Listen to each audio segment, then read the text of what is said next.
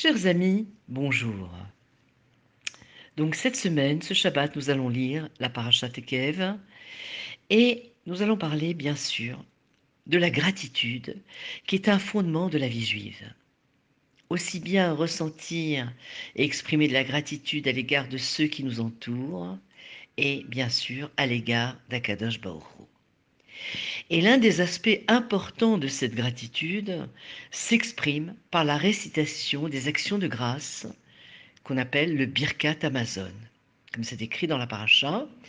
Et donc, après avoir mangé du pain, nous faisons le Birkat Hamazon.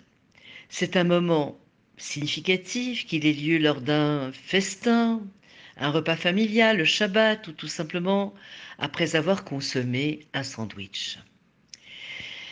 Alors, réciter les actions de grâce exprime l'idée que finalement nous dépendons d'Akadosh Baruch Hu pour tous les détails de notre vie, et que nous lui sommes reconnaissants de veiller sur nous à chacun de nos pas. Nous avons besoin de Dieu à chaque instant de notre existence, pour l'air que nous respirons, pour les aliments que nous consommons. Il est à noter d'ailleurs que ce qui est unique au sujet de cette bénédiction, c'est que c'est la seule qui a été ordonnée par la Torah. Alors, l'idée que nous devons réciter cette prière vient du verset suivant. Tu mangeras et tu seras rassasié et tu béniras pour la bonne terre que Dieu t'a donnée.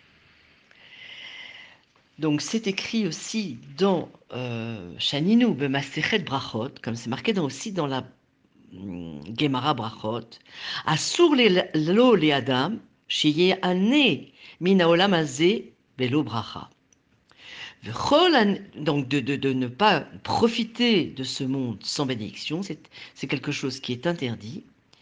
Et tout celui qui profite dans ce monde sans bracha, eh bien c'est comme si quelque part, eh bien on volait, on prenait les choses sans permission. Pourquoi? Parce que c'est écrit dans les Télim du roi David, le passouk suivant, L'Hashem haaretz umloa. La terre et tout ce qu'elle contient appartient à Hachem. Lorsque nous disons une bénédiction, en quelque sorte, nous demandons la permission de profiter de ce qui appartient à Dieu. Alors, il est vrai qu'il est marqué de bénir lorsqu'on va être rassasié.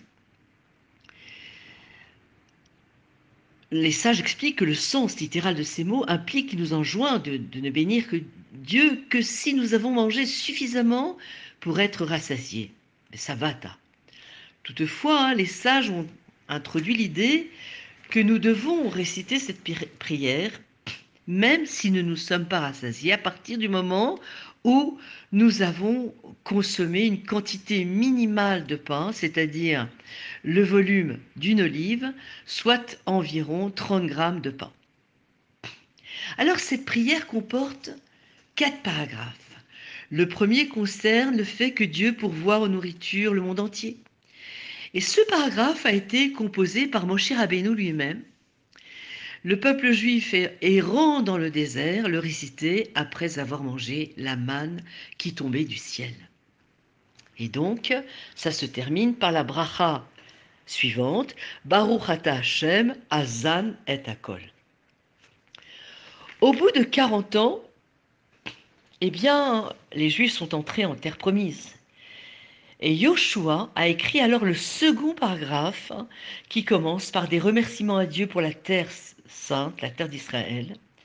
Et ce paragraphe remercie également Dieu pour l'alliance de la Brit Mila, pour la sortie d'Égypte et pour nous avoir donné la Torah. Ça se conclut par la bénédiction suivante, Baruch ata Hashem al haaretz ve'al Amazon. Le troisième paragraphe a été composé par le roi David et le roi Shlomo, et il concerne la ville sainte de Jérusalem. Il évoque également la lignée des rois descendants de David, ainsi que le Beth Amikdash. Il s'achève par la supplique à Dieu de reconstruire la ville sainte de Jérusalem avec la venue de Machiach. Et donc, ce troisième paragraphe se conclut par la bénédiction suivante. Baruch ata Hashem, boné barachamav, Yerushalayim, Amen. Le dernier paragraphe des actions de grâce ont été composés par nos sages, il y a environ 1870 ans. C'est une expression générale de gratitude envers Dieu. Il est le roi qui est bon et qui fait le bien pour tous. Et en fait, ce dernier paragraphe a été rédigé lors de la terrible tragédie de la révolte juive contre les Romains en 135 après JC. Et un nombre effroyable de Juifs ont été massacrés. Et cette louange à Dieu, eh bien, exprime la reconnaissance d'avoir survécu, qu'il est resté quand même un nombre conséquent de notre peuple pour transmettre un judaïsme vivant pour la prochaine génération. Et alors, dans cette dernière partie, ce quatrième paragraphe, eh bien, nous remercions également nos hôtes, nos parents, et demandons à nouveau à Dieu d'envoyer Eliyahu Hanavi, le prophète Élie, qui annoncera la venue du Mashiach. Et on ajoute certaines phrases, certains paragraphes, légers changements dans cette prière pour les jours particuliers, lorsque c'est la fête de Hanouka ou Purim, on insère un paragraphe particulier, le Rosh Chodesh, et bien sûr les fêtes, les Chagim. Alors les actions de grâce ne font pas que remercier Dieu de pourvoir à nos besoins essentiels. Finalement, si l'on réfléchit, c'est une partie intégrante de notre vie en tant que juif, exprimant le cours entier de l'histoire juive avec ses joies, ses tragédies, ses espoirs. Le réciter ou le chanter nous unit à des milliers d'années d'histoire du peuple juif et nous offre également une précieuse opportunité de nous adresser directement à Akadosh Baruch Hu. Alors, quelqu'un disait, la gratitude se réjouit de ce qu'elle doit quand l'amour-propre préférerait l'oublier. Cette conscience de ce qu'on doit à autrui et cette conscience s'accompagne d'un sentiment agréable. Parce que si on y réfléchit, la gratitude est un sentiment vertigineux, car en général, l'on voit le cours de notre vie, tout ce qui a compté et qui compte, eh bien nous le devons à autrui, grâce en fait à des rencontres magiques qui ont changé le cap de notre vie, au moins en partie.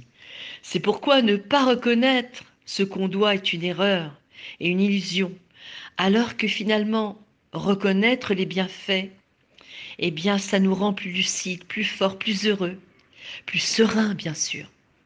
C'est pourquoi, eh bien, la gratitude est une vertu qui nous ouvre les yeux que sans les autres, et bien sûr, sans notre émouna en Akadosh Baruch Hu, le fait qu'il guide nos pas à chaque instant, mitzad gaver, eh bien, nous ne serions pas grand-chose.